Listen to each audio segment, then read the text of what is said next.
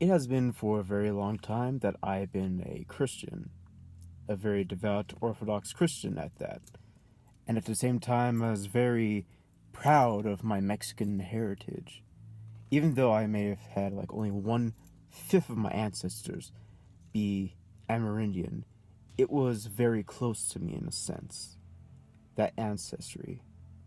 From the Nawa downwards, they spoke to me in a way.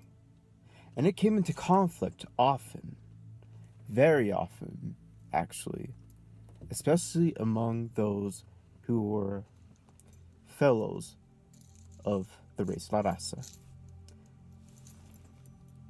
And I wanted to make this a very mild, almost a kind of nationalism within Christianity, but it could not work.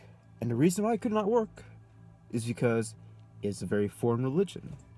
And you'll know this if you'll go back to how long we have been a part of our indigenous heritage and our indigenous ways of life, and compare to that of the Spanish when they introduced Christianity around no more than 500 years ago, less of that.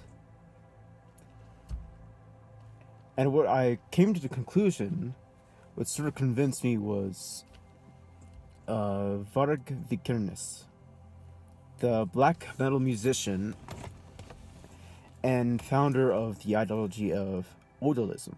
And what Odalism teaches is that there should be the repatriatization for the Europeans back to Europe, and for us who are of indigenous blood to rediscover our roots and to abandon Christianity, which, as it turns out, is a very globalistic ideology.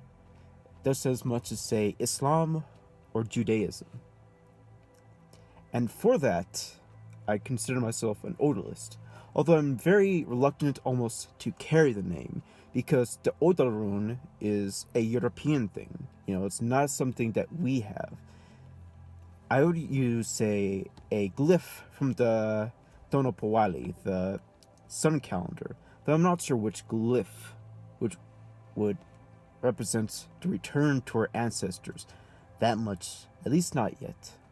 I've been thinking of using the Olin rune, because Olin, what that represents was movement.